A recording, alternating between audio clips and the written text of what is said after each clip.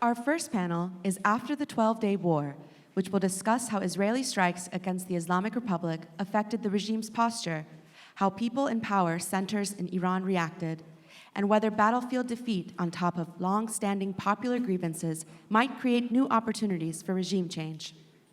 Our speakers are Ellie Cohanim, former Deputy Special Envoy to combat anti-Semitism, Khosro Isfahani, Nufti Senior Research Analyst, and Nathan Sales, former Undersecretary of State for Civilian Security, Democracy, and Human Rights. The panel is moderated by Shirin Rajaee, anchor at Fox 5 DC. Welcome.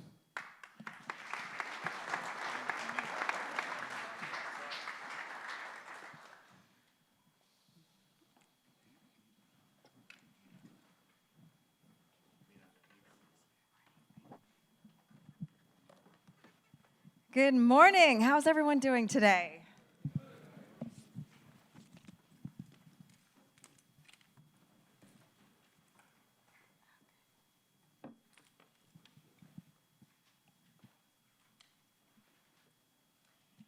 Welcome to the 4th Annual Iran Conference for the National Union for Democracy in Iran. I'm Shirin Rajaee, or Shirin Rajaee from Fox 5. I've been a news anchor here, reporter for about 5.5 years. I am so honored to be moderating this conversation with this distinguished panel that we have this morning.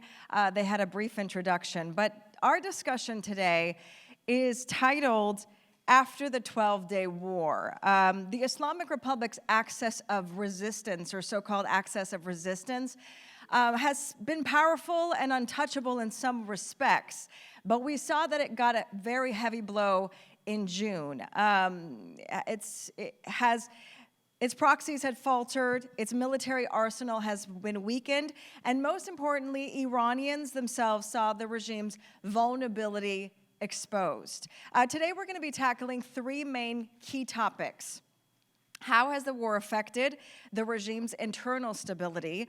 How have ordinary Iranians responded to it? And could this combination of battlefield defeat and public anger actually bring about some real change and opportunities for Iranians inside of Iran? So I am joined again today, just briefly. Over there we have journalist and senior research analyst for the National Union for Democracy in Iran. To our far left, Khosro Isfahani, former U.S. ambassador at large and former Trump counterterrorism coordinator, Nathan Sales, and senior fellow at the Iranian Women's Forum in D.C., and former U.S. Deputy Special Envoy to combat anti-Semitism, Ellie Cohanim. Thank you so much for being here. We're going to have a lively discussion.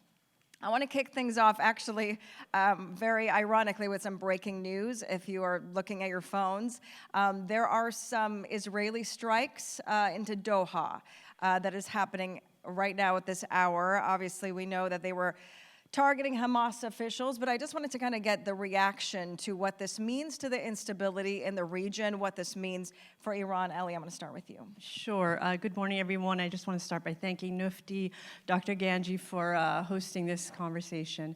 Regarding the Israeli strikes on Doha in particular, I would say that look, you know, we're getting into the final stages of the end of the October 7th war, and while it's hard to predict exactly how this plays out in terms of Israel's relationship with Qatar and where the Trump administration stands on this strike, ultimately it will lead to greater stability in the region, because we know that for the war to end, Hamas needs to be destroyed. It has always been one of the stated goals of the Israelis. Yeah, so I think it's great to be, well, first let me start with this. It's great to be here. I'm glad to be back again with you this year to discuss so many important issues, not the least of which is the latest breaking news out of the Middle East. Watch this space. I think there's a lot we don't know here, and rather than giving you a hot take that will immediately be rendered obsolete by actual reporting from the region, I'm just going to say watch this space. Watch in particular something that Ellie just said. How will the Trump administration react? The Qataris are a close partner of the United States. They are also an uneasy host of Hamas. The United States' largest airbase in the region is not so far away from Doha. How will the Trump administration react to this operation? Will they be supportive? Happy to see additional Hamas assets taken off the board? Will they be worried about what this means for the safety and security of American military personnel in the region and in the country? This is a very fluid situation. I'm not going to give you my thoughts because I don't know what I think yet, but those are some of the things that I will be watching for in the coming hours and days. Thanks. How significant is this, Khosro, for Iran? How do you think that their reactions in Iran are going to play out? So far we haven't had any reactions from the Islamic Republic. Last I checked, there has been no statement. But in cases like this, the Islamic Republic and its media usually defers and tries to remain silent. What they do. Can you hear me? No? Yes, we can. So usually what they do is just quoting international media, what they are saying and repeating that line. But it comes as another move in terms of defanging the Islamic Republic. Definitely Tehran won't be happy with this move. All right, let's jump into Iran now. Ambassador, the 12-day war dealt major blows to Iran's arsenal, from missile stockpiles to drone capacity to losing top military leaders. From your perspective, how significant is this setback for the Islamic Republic's military posture now compared to what it was a couple years ago? I think it's catastrophic. I think the regime has lost all of the elements on which it relied to establish deterrence against Israel and the United States, and to give itself various options for retaliation in the event of open conflict between the United States and or Israel and the Islamic Republic. And this didn't happen by accident. It happened because Israel systematically and strategically took the pieces off the chessboard over the course of the past several years. It started with Hamas. It continued with Hezbollah. We then saw direct exchanges of fire between Iran and Israel. For the first time in history, typically the way this shadow warfare was carried out was indeed in the shadows, with Iran hiding behind terrorist proxy groups and Israel using covert intelligence operations to inflict harm on each other. Open conflict broke out after October 7th. And that was a phase of conflict, a mode of conflict that the Islamic Republic simply could not win. It was badly outmatched, badly outclassed. And so once we finally got to the 12-day war, all of the mechanisms that the Islamic Republic had developed and cultivated over the years to threaten retaliation against Israel, to threaten retaliation against the United States, had been pretty systematically neutralized. The Islamic Republic had been systematically defanged, and that is why the war was so successful, not just because of what happened during the 12 days, culminating in the American coup de grace with the B-2 strikes, not just because of what happened during the 12-day war, but because of what happened during the previous several years. What that means, I think, for the internal dynamics within the Islamic Republic, that's a very interesting question, and I'd love to get into that later on. But make no mistake, the Islamic Republic was exposed as a paper tiger. Israel and the United States obtained air superiority over Iran and were able to operate with impunity for 12 days and could have kept going had the choice been so made. And the mullahs would have had to just take it. What comes next? How will this dynamic play out inside Iran? Very interesting questions, and look forward to getting into that too. So U.S. officials and even President Trump have described the June strikes as having essentially obliterated Iran's nuclear program. But intelligence leaks, IAEA officials suggest it's only delaying the program by months. So whoever would like to take this question, Nathan, we can start with you and go down the panel again. But how do you see it? Is this just a temporary setback? Is Iran going to rebuild, or is the narrative more closer aligned with what the U.S. is portraying it to be? It's hard for me to answer that from my current vantage point as an outside observer who gets what he knows from reading newspapers and watching TV. I don't have access to any of this exquisite information. Somebody in the US government knows, the president knows, I don't. But this raises the question of what comes next and what should be the United States' strategic objective now in the wake of the 12-day war with respect to the Iranian nuclear weapons program. President Trump has said, we're ready to talk. We see a diplomatic path towards resolving the differences, and that includes no domestic uranium enrichment in Iran whatsoever, accounting for the material that had been enriched, and full access to IAEA inspectors.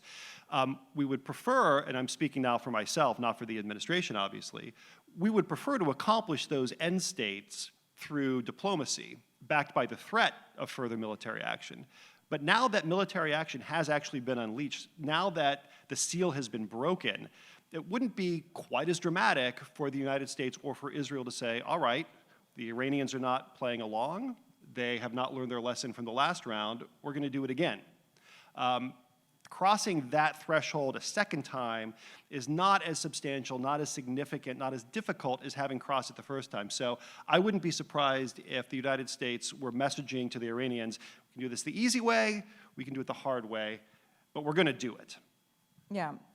Khosro, I want to talk to you about, you follow how the regime communicates with its people very closely. How has Tehran tried to, I guess, present or spin the impact of this conflict?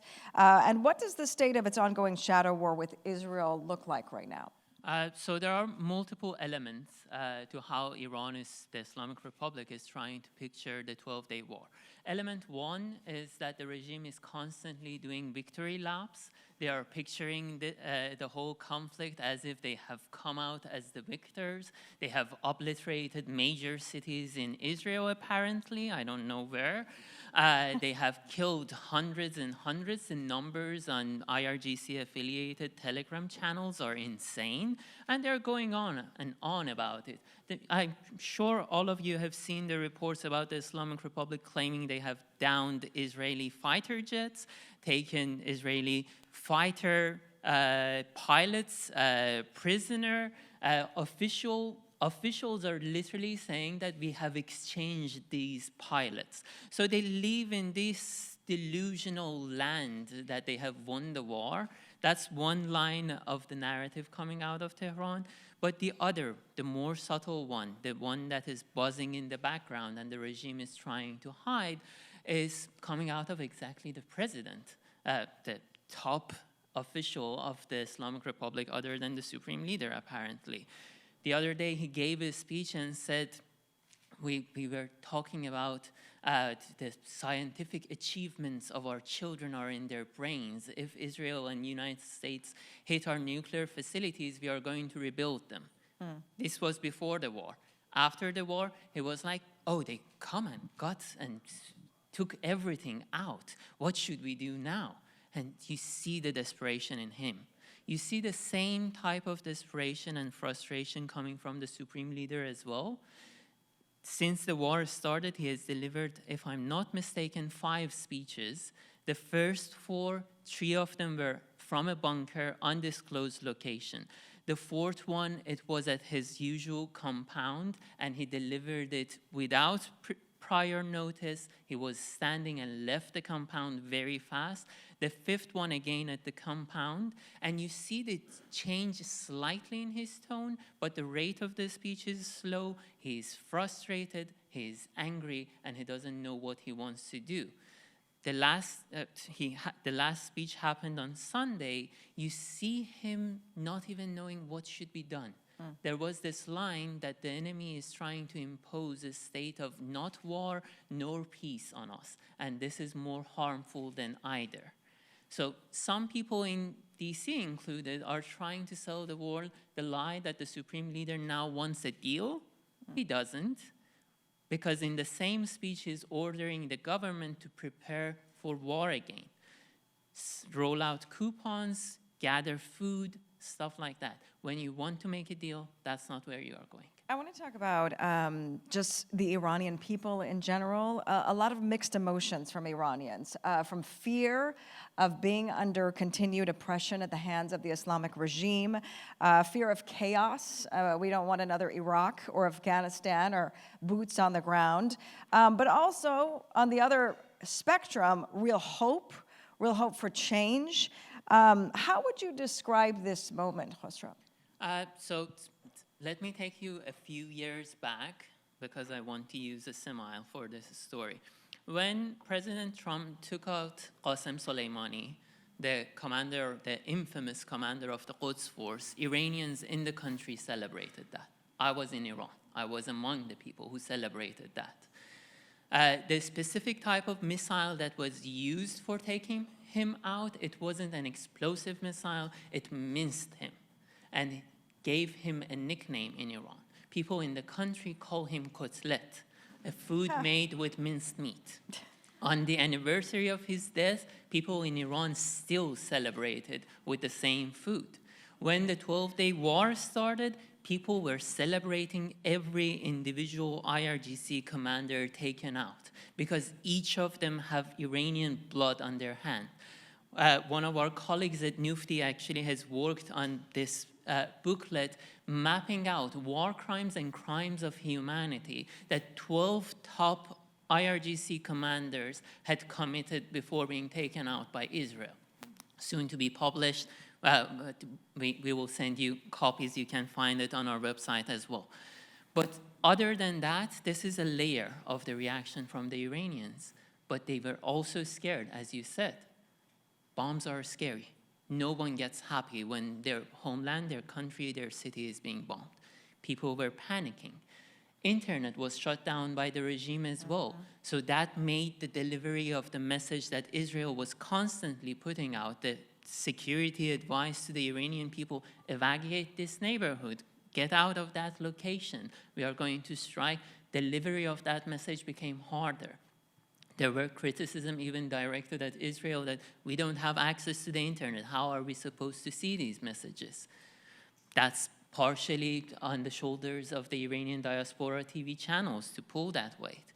But at the same time, there was this effort by the regime to project unity, that the war has pulled people together. They are on the streets chanting in support of the regime.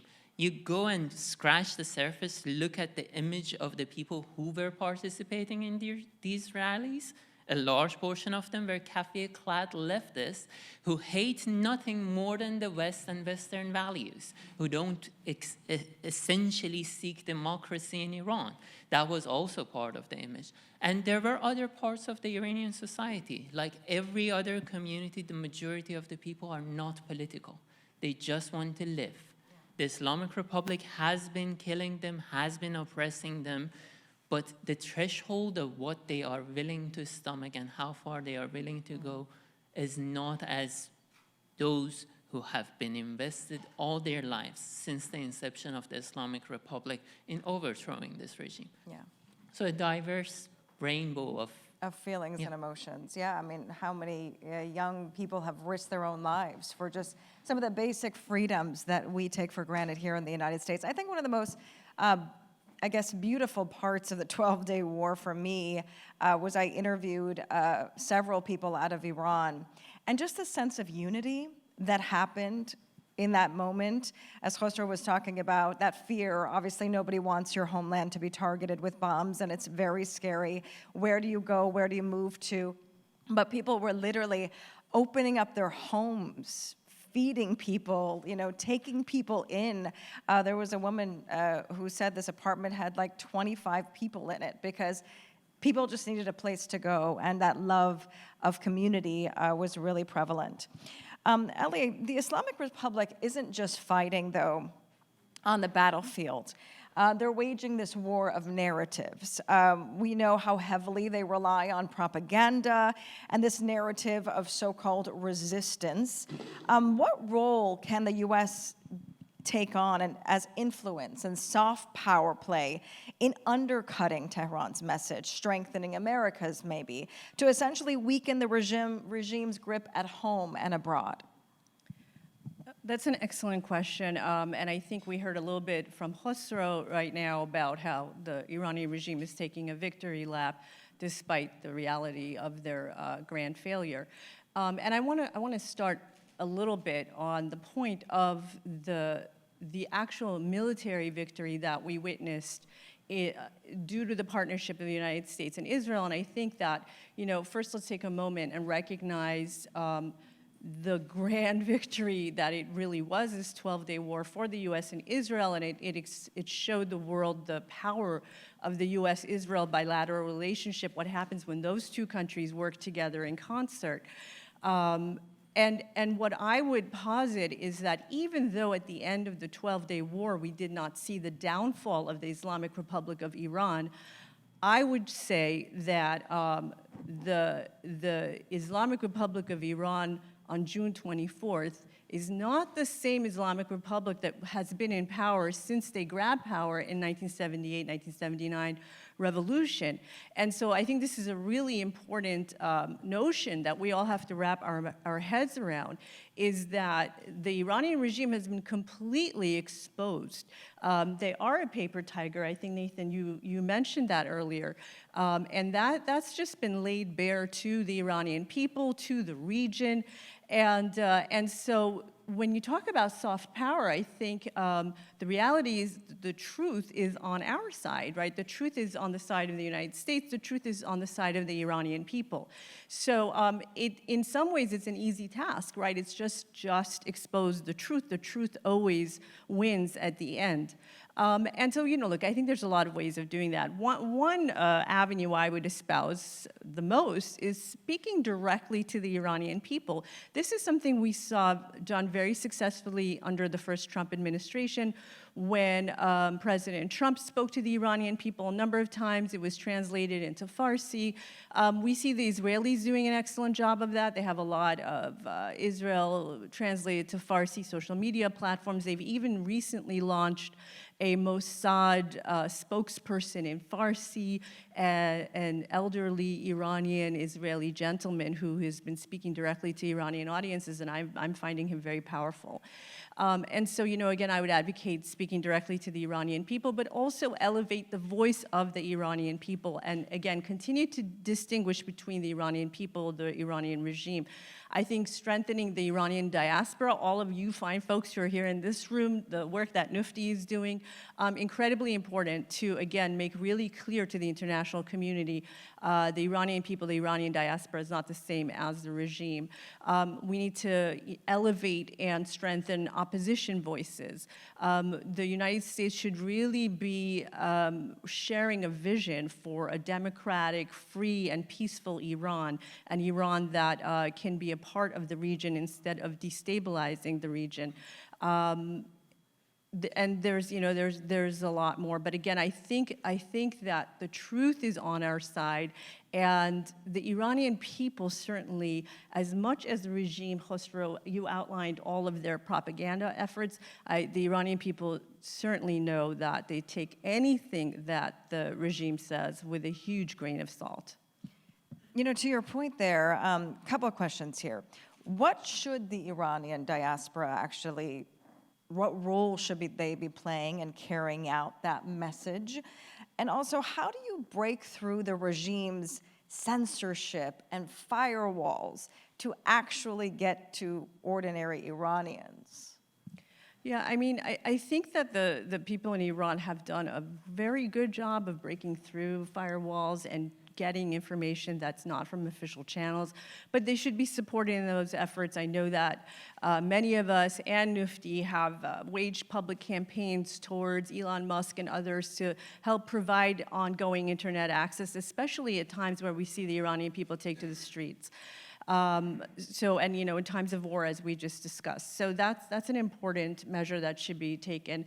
There's a lot, I think, that anyone who's interested in advancing Iranian freedom can be doing on that note. And Shirin, you were saying also about the Iranian diaspora, the role that they should be playing. Like, how can we actually help carry out that message? So I think the diaspora, again, has done a great job. We're seeing that more in the U.S., in Europe, in Canada. We're seeing a lot more activity. I would say in the last few years, I think that there's a sense that we all have of the regime's vulnerability. And I know that many of us have spoken about that the regime is vulnerable. And truly, I think we're at a moment right now where we can point to numerous factors after the 12-day war and say, really and truly, the regime is vulnerable right now. They really do seem to be at this tipping point. And I think that has inspired leadership outside of the country. It's inspired the diaspora. And so certainly the diaspora should be taking this opportunity right now, continue to advocate for opposition leaders, advocate with your government officials wherever you are, and just, I think it's time for the diaspora to lead. Can I jump in on that real quickly? I agree with everything that my friend Ellie just said, and I just want to emphasize one particular message that I think would be effective: mockery. Dictators can't take a joke. That's true if you're a communist, Chinese Communist Party member. It's true if you're Vladimir Putin. It's true if you're the supreme leader. Like, Vladimir Putin banned the movie Death of Stalin because it reflected poorly on the motherland. You can't tweet a picture of Winnie the Pooh in China because Xi Jinping doesn't appreciate the resemblance. And in the case of the Islamic Republic, as you know better than anyone, this is a target-rich environment for mockery. They destroyed Tel Aviv. Like, we have achieved a great success for the country. Everybody knows it's garbage. Mock them, tease them, because teasing them and mocking them reveals them to be the impotent paper tigers that they are, objects of derision rather than objects of fear. Actually, on that note, I want to go to Khosro. Some say that this war has created a rally around the flag effect, right? Where people unite around their leaders in a time of crisis, even if they ordinarily oppose them. How did the, regime try to engineer that notion and this illusion of unity? And what have you seen in terms of actually how Iranians are responding to it? So 2 points. One, during the previous question about how Iranians were reacting to the war, you mentioned how Iranians provided shelter to each other. They shared food. They shared their scant amount of money they had. They were carpooling out of Tehran when the evacuation order arrived. Many people don't own cars in Iran. But it doesn't end even there. Some people decided to stay in the capital because they argued the city also has stray cats and dogs. Out of those scant amount of resources they had, they were feeding the strays in the capital. This is the community that we are talking about. Yes, they are united, but they are not united behind the Islamic Republic or even a specific political cause. They are united around the life which Iranians cherish. We have survived invasion after invasion. We are going to survive the Islamic Republic occupation as well. That was point one. Point two, back to your actual question. Sorry for the tangent. The thing with this whole narrative that people united behind the Islamic Republic's flag, it is mainly being pushed by the so-called reformist faction within the Islamic Republic, the likes of Javad Zarif and Hassan Rouhani, and there's the smaller men in that crowd like Azari Jahrami, the former ICT minister. The intelligence ministry is pouring huge amounts of money into social media campaigns.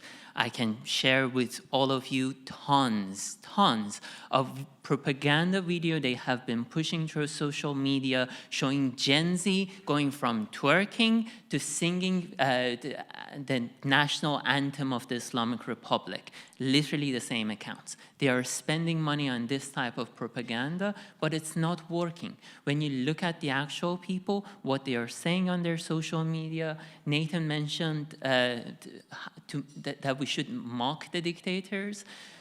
When you look at the Persian Twitter, the most glorious moments of it is when people are celebrating the deaths of these people. The day that the former president Rajaee died in a helicopter crash, that was the happiest day on Persian Twitter's history. It was 24 hours of revelry.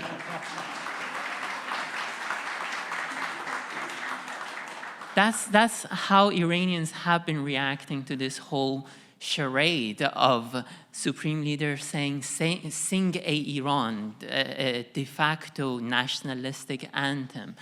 And the thing is, a really good Iranian analyst pulled this parallel that, like Mao Zedong, when he prescribed that let 100 flowers bloom, let 100 mouths speak, and after a while people started speaking and coming out of hiding, slightly criticizing the communist regime in China, they started the crackdowns. People were sent to firing squads, people were banished, and all of that. The same is happening in Iran, but the thing is, Khamenei is not even as patient as Mao. The change in rhetoric has happened in less than a few weeks after he was like, oh, yes, let's switch from Islamic Iran to Iran that is also Islamic. He cannot stomach that. Nathan, Iran's ability to launch long-range strikes has been set back, let's say, at least for a few years.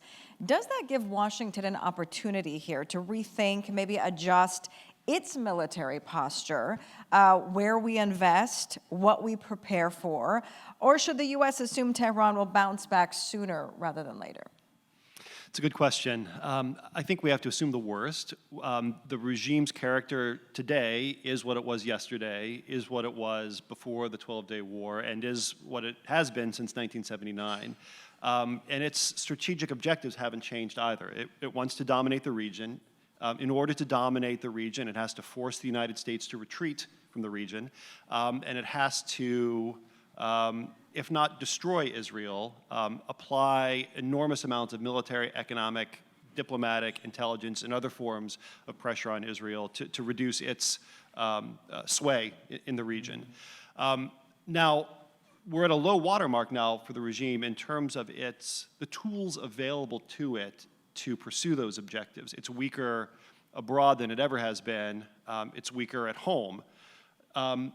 So it will make every effort, I think, to restore the capabilities that it thinks it needs to achieve its regional strategic objectives, which is why I think, coming back to what the United States response should be, I think what we're seeing from the White House right now is a little bit of patience with Iran.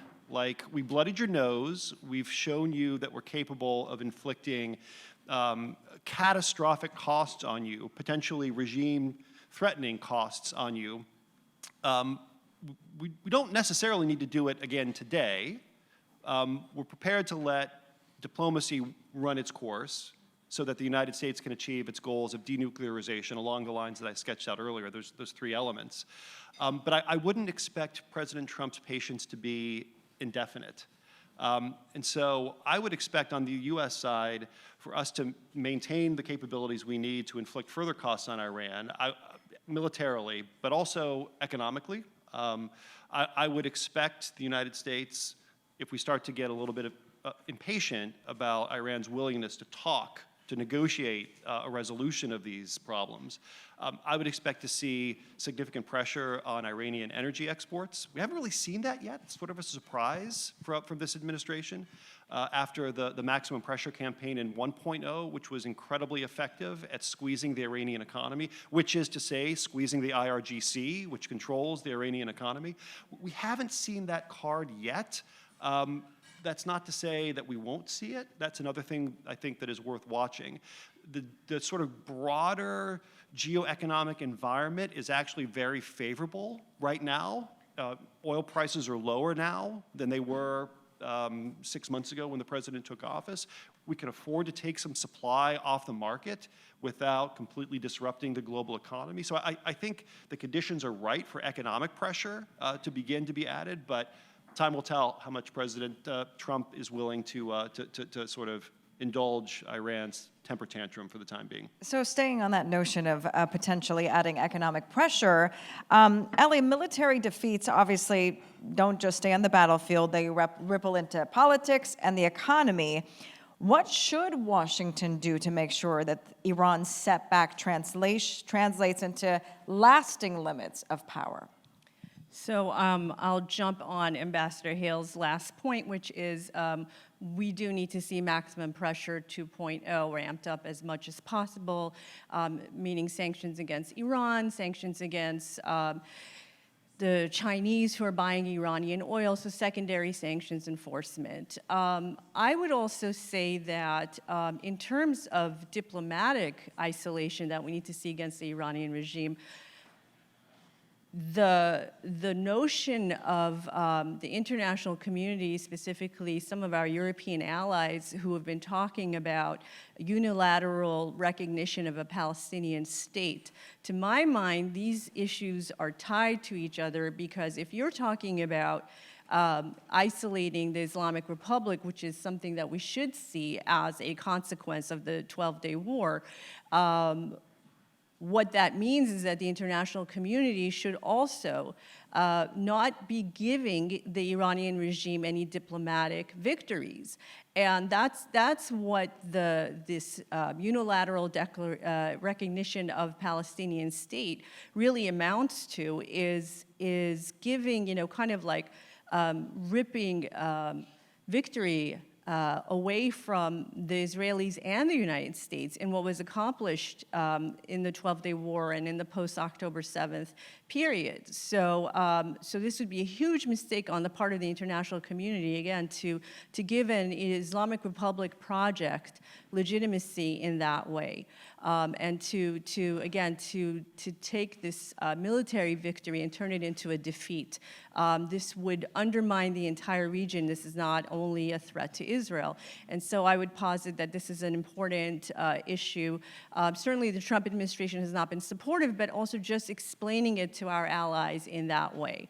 And so beyond the, and then we also have to, I think, work very hard on making sure that Iran doesn't reclaim its military capacities. I think that what we saw was Israel really systematically destroying Iran's military capacities, not in 12 days, but they did it in about 48 hours. It was an incredible sight to behold.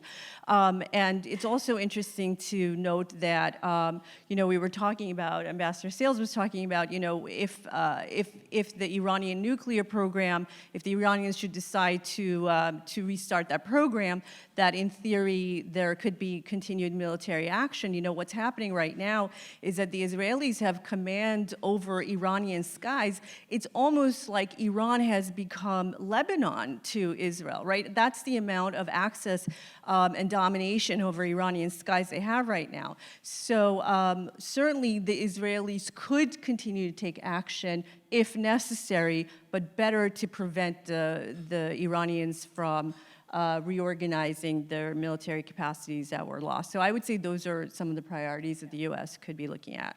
I think it's important to have that balance, right? To stop the regime's power and reach in the region while also not hurting further the Iranian people inside the country that are already suffering.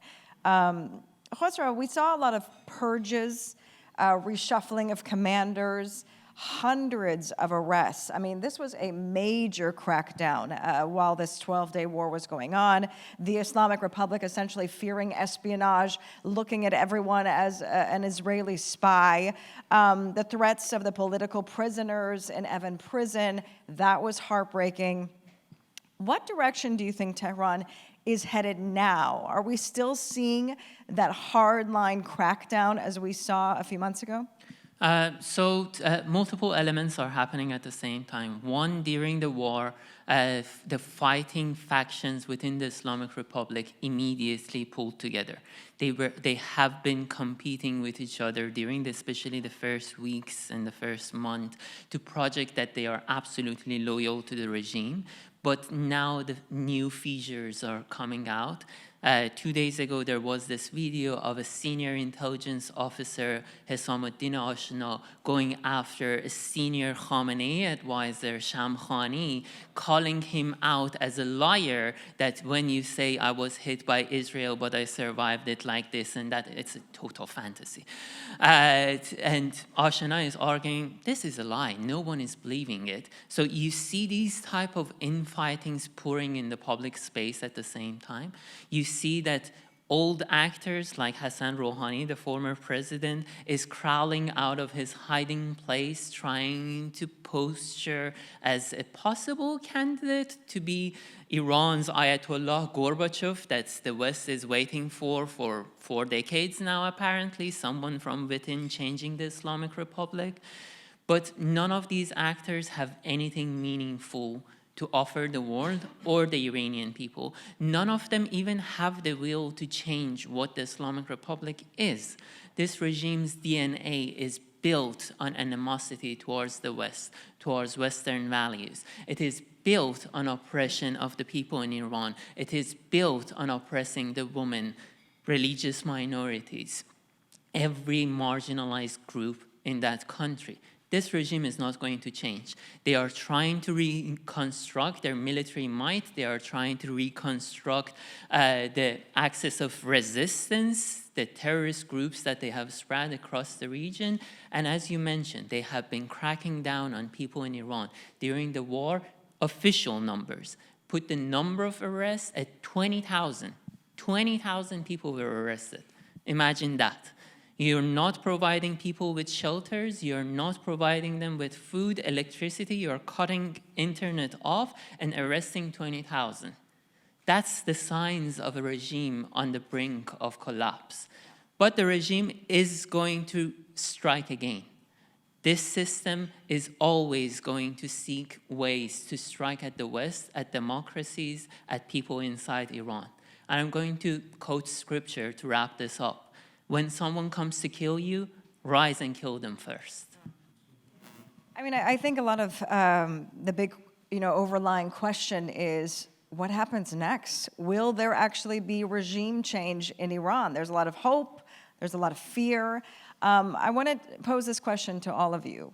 Do you believe that regime change is possible in Iran? I think a lot of Iranians remain skeptical that external conflict can actually translate into internal political change. But is this possible, and how would it have to be done? I'm happy to jump in on this because I wrote about this topic for America First Policy Institute. And this was before the 2024 election. And what I shared there was we may not see regime change, but I think there is a very strong likelihood, and I wrote this again before the 2024 election, before this war, for regime collapse. And certainly in the wake of the 12-day war, I think that the possibility for regime collapse is just ever more present. And there's so many factors we can point to: the value of the currency, inflation, the rolling blackouts, the droughts, the mismanagement of resources, the oppression of the people, 20,000 taken political prisoners, and so on and so forth. All of these factors together, I think it certainly behooves policymakers in the West to think very hard about the possibility of regime collapse and how do we get ahead of that. Who are our partners who could work with the West in keeping that a contained situation? And what would the future look like for Iran in such a scenario? But we really must prepare for such a scenario. Nathan? I'm afraid it's a really good question, and I'm afraid I don't have a good answer to it. Ultimately, regime change, the Iranian people are going to have to decide that themselves. And the U.S. and the West can be supportive, but we're bystanders and helpers rather than primary agents in bringing that about. One observation I will share on this question: dictatorships are brittle, and they appear to be permanent and durable right up until the moment when they're not. In the 1980s, the United States intelligence community and policymakers and think tank members, everybody was convinced that the Soviet Union was going to be around forever, and we had to accommodate we had to adjust and accommodate the permanent existence of the Soviet bloc and the Soviet Union, and then the wall came down. Now, analogies are not arguments. Analogies are not predictions, I should say. So just because the Soviet Empire collapsed doesn't mean that the theocracy in Iran is going to collapse under its own contradictions, under the weight of its own brutality. But there is precedent for it, and I can't wait to have this conversation in Tehran one day under a free government. Khosro, 30 seconds.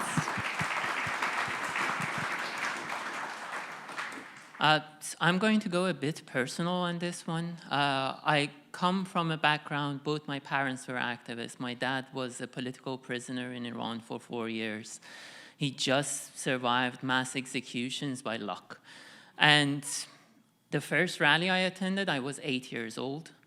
And I have been going at it. My family has been going at it. The whole nation has been at this fight. The first major rally in Iran after the rise of the Khomeini's regime, this Islamist oppressive regime, happened in March 1979. Women took to the streets of Tehran and many other cities in droves, saying that we are not going to abide by these rules. They were pushed back. Again and again, people have taken to the streets in Iran over the years. They have sacrificed his life, limb, and liberty. People are in jail for decades in Iran, and they are not going back. This nation has deep roots. Its history, its culture has deep roots. It always has celebrated life, and it's being ruled by a death cult. This death cult has taken this nation hostage, and this nation is going to liberate itself. The world can stand by Iranians. The world can help them. If they don't, no matter what, we are going to take back our country.